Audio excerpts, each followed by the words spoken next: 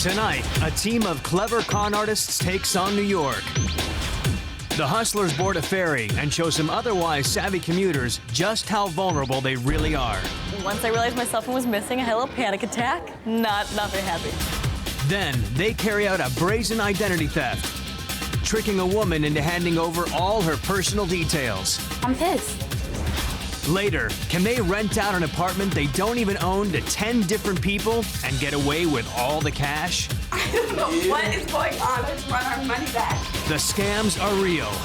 You just pickpocket me? So are the victims. I think I just lost a lot of money. This is The Real Hustle.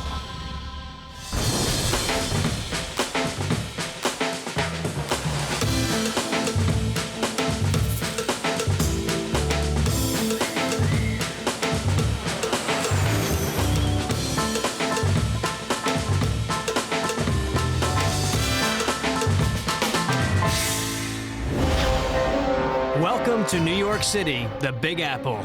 New Yorkers like to think they've seen it all, and they're immune to the con. Yeah, I think I'm pretty street smart. Yeah, I'm pretty much aware of everything that's around, you know. I'm a tough one to hustle. We're about to prove them wrong with a team of experts that will demonstrate how even the most hard-edged New Yorkers could be conned out of cash, credit cards, and their pride. Are you kidding me? And our hidden cameras will be watching.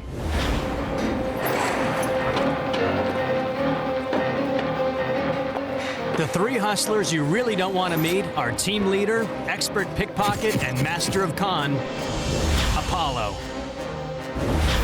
Queen of distraction, honey trap, and femme fatale, Danny. Specialist in psychology and sleight of hand, Ryan.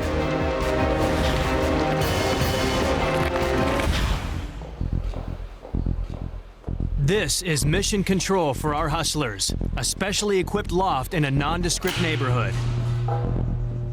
This is where every con is meticulously planned by the hustlers before they take it out to the streets. The government spends $58 billion a year on homeland security, and it seems like security checks are everywhere. But how safe are you to assume that the people doing the checking are the real thing? The team are about to teach some commuters a lesson about vigilance. But first, practice makes perfect for the hustlers. Danny, would you mind playing the eyes on this? Kind of hopping up on the block and so you get a look from their perspective. So when I'm doing a search, I'll dance in. So I'll be checking, find out what they have, hand it back to you. As I come in and check out at different areas, this is coming from behind as a toss, back to you. Yeah, that one's good. The hustlers are about to become the Insecurity Guards.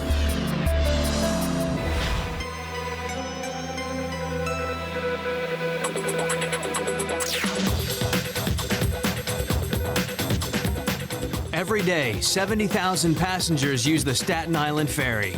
And with the help of New York City authorities, we're about to show some commuters how civil obedience could get them into trouble. The key to this is that most people would never question the instructions of someone who's wearing a uniform, even though they should. Let's see how far this is going to take us. A handheld security wand, a two-way radio, and a couple of fake IDs, and the hustlers are in business. On board the ferry, the hustlers take up their positions. Apollo and Ryan are playing the role of security guards. Danny's role will come into play later. Ryan has spotted a potential mark, seated alone. She's a more vulnerable target. Sorry to bother you, I'm just doing random security checks. Would you mind just staying for 1 second? The woman never questions the generic-looking security guard. Your wallet in there or something? Just relax, this will take a second. As soon as the wand started beeping, I knew she'd be more likely to accept the idea that she had to be searched. Cue Apollo playing the role of a supervisor. Hi, good, are you? Do you have any needles, syringes, or Apollo steps in for the pat-down. to the side? You have nothing here? Cell phone. Cell phones? Okay. There's the lift. And do you have any pockets on the back side of it at all? A quick distraction, and he's passed a cell phone to Ryan. Let's see that again. Apollo finds her cell. He then distracts her attention to the right pocket, simultaneously lifting her phone from her left. Cell phones? Okay. Now Apollo has to move the phone to Ryan. He swiftly passes the cell under his left arm, and Ryan immediately hides the evidence. Where's your purse, man? Apollo has also discovered a PDA in her right pocket, but needs a new distraction. Let's take a look at your bag as well. He inquires about her bag, shifting her attention away. Let's see. And you said you had something in this. In a split second, he lifts the PDA from her pocket and makes a daring pass to Ryan. They're only inches apart, but she has no idea what just happened. I think this will be fine, Oaks. That's all right. Thank you very much. Thank you for your time, man. Nothing seems out of the ordinary, and the mark doesn't suspect a thing. Now Danny's part comes into play. Ryan, pretending to search her, dumps all the loot in her bag. Now that Ryan's pockets are empty, the guys can continue their shopping spree. What we're about to do is going to be really hard. Apollo and I are going to try and steal from 2 people at the same time.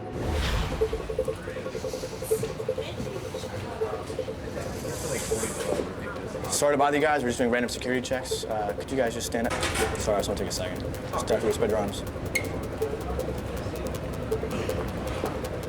Well, this wasn't looking good. The guy obviously didn't have anything metallic on him, and we had no reason to pat him down. Just relax for a second. Would you stand up as well? Just spread your arms for me. Luckily, his girlfriend sounds more promising. She's setting off the scanner, but can Apollo steal from her while her boyfriend looks on? Can you just keep your arms out to the side for me, please? Yeah. First, Apollo briefly pats the guy down, getting him out of the way. Paper, okay. Yeah, check. Now he can turn his attention to the woman, carefully positioning himself between her and her boyfriend.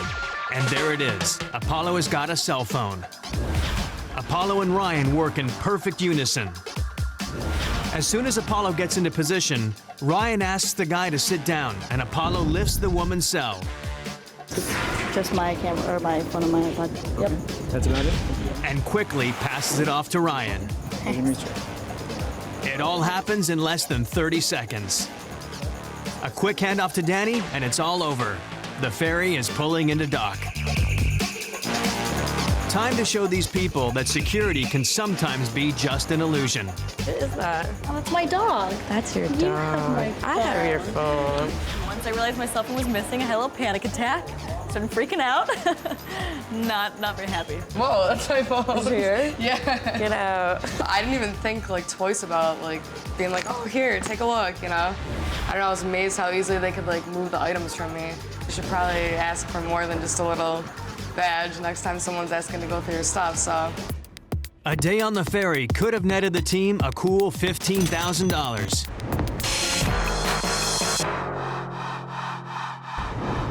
Coming up, the team hijacks an apartment, and you won't believe what they get away with. We got $300 and my social security number to pay for it. Oh my God.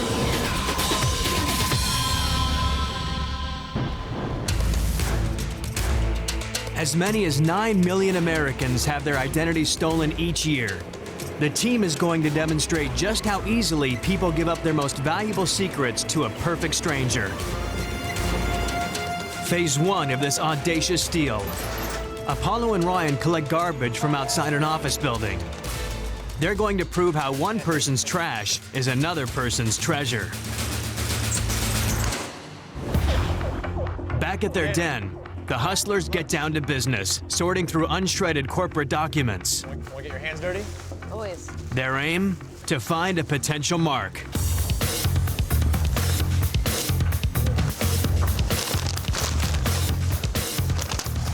We got somebody's name here. Found something? This is perfect. We got name, address, and a phone number. This is the dumpster dive caper.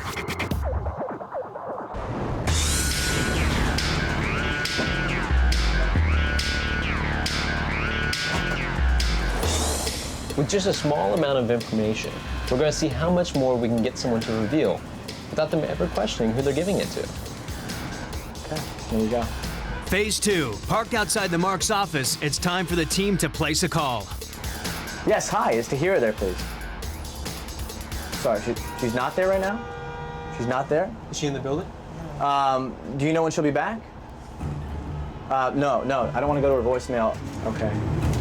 Well, I wasn't expecting this. I had to think fast and come up with a believable story so that the Mark's assistant would actually want to help me find her boss.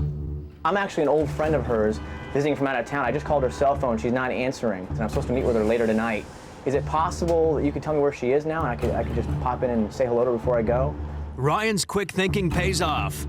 The assistant tells Ryan that the Mark is out of the office, but will be at a local restaurant later that day for a business meeting. Oh, okay, great. What's the name of the place?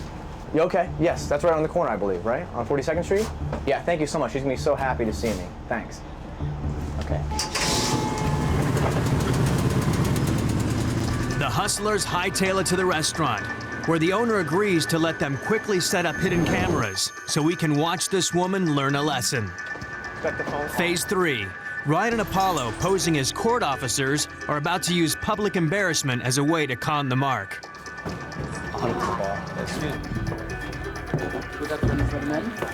Good afternoon. We're going to need to look for someone in the area here. Yes? Now, if you ask a few customers, we're looking for a specific person. Please have a look. Sorry. Excuse me, ma'am, either one of you a Tahira Bird? Looking for Tahira Bird, ma'am? None of you? Hi. Do we have a Miss Bird? Tahira Bird? Are you Miss Tahira Either one of you?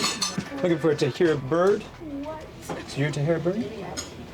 My name's Apollo Robbins. I'm with Brown & Moses. I'm sorry to embarrass you for a moment. You have a couple of notices you've received that you haven't responded to for jury duty? You haven't responded? Yes. You didn't show up for an appearance? Do you have the dates, actually? Can you take care of it? I got the dates. You've received 3 notices, ma'am. This is actually the 3rd one. Naturally, the Mark is confused because she hasn't received any summons to jury duty. But Apollo keeps referring to their bogus paperwork to keep the hustle going. Pretty much? Okay. The notices you received, you said you weren't aware that you'd received the prior ones? You received one on April 26, 2006, another one in July 10, 2006. I'm not a voter in New York, that's why I don't understand what you guys That could be part of about. it. If you could, just have her go and fill out the... I'm not going to fill out anything from this. This was a problem. The Mark worked in New York City, but she didn't live here, so she refused to fill out my form. It was time to pull out the big guns. Our whole job is just to get you to sign the papers and get the information so you're registered and you're done. Right now, they're going to put a bench warrant on your account. A bench warrant. Have you had a bench warrant before? Are you familiar with what it is? Apollo keeps his cool and casually threatens the Mark with a bench warrant, implying that she'll be arrested if she doesn't do as they ask. Here, about that. All we need to do is get your information filled out. If you want to call the 1-800 number and just register that you did receive this from us, that's all we need. The Mark has fallen for it. She just wants the whole embarrassing scene to be over so that she can get on with her lunch, and she doesn't hesitate to call the 1-800 number. But guess who's at the end of the line? Hello, jury hotline. Am I supposed to pay a fine or something with you? I'm supposed to have received 2 letters for jury duty? Oh, yeah, then we have a fine. Do you have a letter stating that to you? No, I have 2 names standing in front of me on the rest of it. Okay, yeah. $50 fine, so what credit card will you be using for this? And it's that easy. The Mark is simply handing over her credit card details to Danny, but this is only the beginning of her troubles. Okay, your transaction has gone through. Thank you very much. Apollo and Ryan play it cool, acting like the form is just a technicality. Mine, just for our records, we need you to just fill out this basic information. So that it all matches. And this is where they'll send the notice for what you filled out already. Thank you very much. Without verifying at all who we were, she started filling it in. Full name, phone number, mailing address, date of birth, social security number, and even her credit card details. They've done it. She's given our hustlers all her most vital personal information. Thank you. Sorry for the disturbance. Apollo and Ryan hot-footed out the restaurant before the Mark has time to think. It's time for the hustlers to come clean and reveal the scam. There's a little thing, that's a little camera. There's another one right up above the thermometer. Oh, I see. And then the best shot's really right behind. If you turn around, that's a big camera right there in the van. And this woman is understandably not pleased that she's learned a hard lesson. It was very embarrassing, actually. I give over my information, and now, they have my identity. They have my social. They have my address. They can do anything with that information. I believe them. I gave them my information, and I don't think, you can sell me fried ice cream. I think they were excellent, but at the same time, I'm pissed. This ID theft could have been worth a staggering $50,000.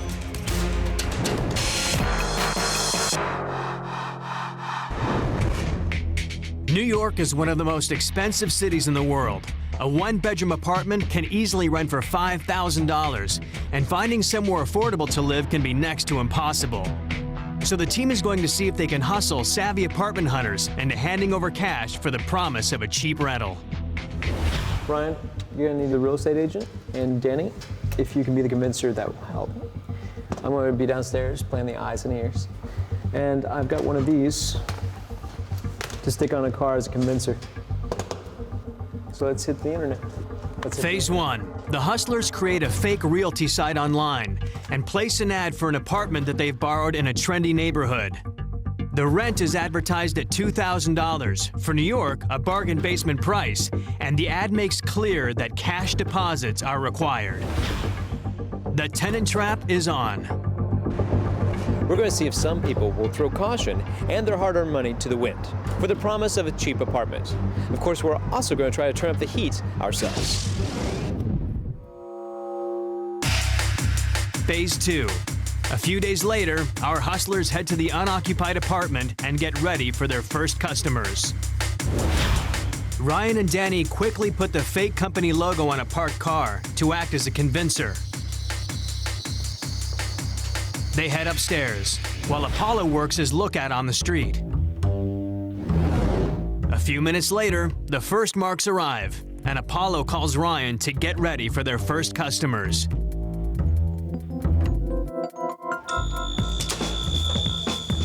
Phase 3. Ryan and Danny get into position in the corridor. Okay, so you liked it? You did like it? Danny is pretending to be interested in renting the apartment, putting immediate pressure on the marks. You can't beat the location. I mean, you're right in Soho. You're around all the stores. Do you shop a lot? Hi there. Okay, so look, here's my card. Okay? If you need me, give me a call. Think it over. Thank you. Yep. All right. Hi. Hi. Ryan totally looks the part, suited up and sporting a clipboard. I'm Ryan. Here's my card. He hands out fake business cards, another important convincer. Yes, 5F. It's right over here. Danny joins Apollo downstairs, but her part in the scam is not over. Okay, come on in. 2-bedroom. My favorite thing about the apartment, it gets a lot of light. Really nice. The marks are impressed, and they should be. Our hustlers massively undervalued this apartment. Okay, this is the second one. But in case they need more incentive, it's time for Phase 4. Danny gets on her cell phone. We got another closet over here. Oops, just take a look. I just need to take it real quick. And Ryan makes sure they hear every word. Danny, yes, how are you? You want the place? I have that other couple people right here now still. Yeah, I'll give you a call as soon as they leave if they're not interested, okay? Yeah, but they're here now, and if they have the deposit on them, then it goes to them. You bet. Okay. Thanks, Danny. Bye. The phone call really worked. Putting that pressure on really made them feel if they didn't jump at the chance, there was a long line of others who wanted the apartment. Okay, so that other girl was interested. The trap is set, but can Ryan reel them in? If you're interested, what I'd have to do today is I have to take a deposit to take off the market, okay? And then we process the application. If you want me to take it off the market right now, I would need to take, some sort of cash deposit so that I don't... You have something now? Okay, that would be great. Thinking they might miss the opportunity of a lifetime, the marks are eager to hand over their money. Usually, deposit to take off the market would be around $500. I don't know how much you guys have on you. I think it's 300, okay? Okay. All right. Okay. We'll do the 3.